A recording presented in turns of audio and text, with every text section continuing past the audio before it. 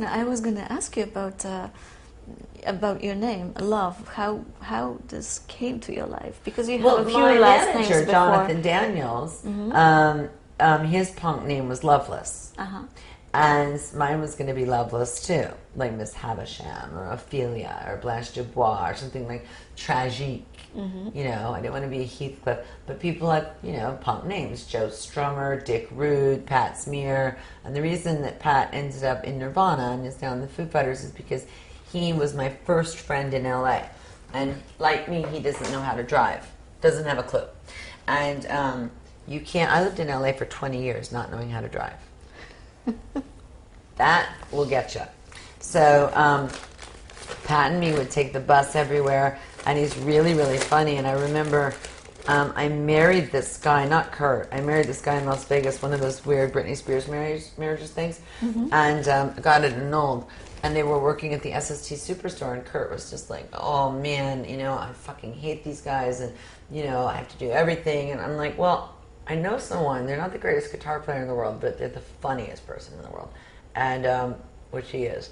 And I said, I think he'd take a lot of, you know, because I didn't want his drug buddy in the band, and all Pat does is drink. So I said, why don't you call him? He's like the funniest guy, and you won't be so damn miserable, because Chris and Dave really didn't do much. And, you know, Chris had been in the band with Kurt for a long time, but that's because nobody else. Chris was kind of a freak, and Kurt was kind of a freak, and then to keep Dave happy was a whole other thing. He knew he needed a good drummer. Just like when I was in Faith No More, I saw them play with a good drummer, and I was like, I can make that band huge if they listened to me. But it, you know, at the time also I couldn't play guitar, so I had no ability to really express.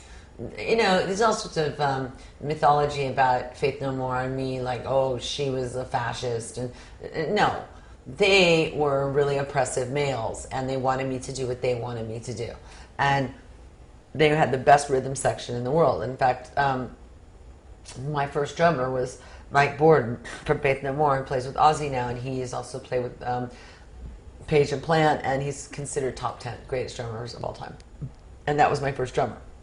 So I'm very spoiled with drums. And I know how Kurt felt. My first drummer, Caroline, sucked. You know, but I'd always hear about Kurt before I met him as this guy who would break, he had a crappy drummer. Nice guy, but crappy drummer. He'd break all his drums, but they had no money. So what were they going to do the next day? And it would always it was like telephone wire, like because there were a lot more women playing music in America in the early 90s and late 80s. You know, kind of trying to take back the power from the hair people, which Jonathan, my manager, was in a total hair band. He doesn't have the tattoos because it was right before Motley Crue.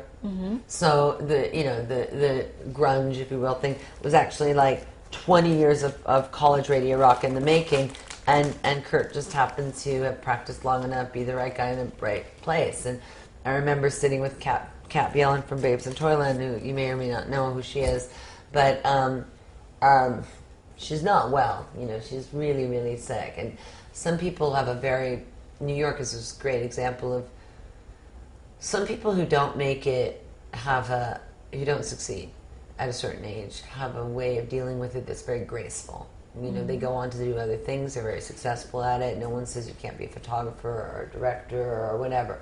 Being a rock star is really not all it's cracked up to be at all.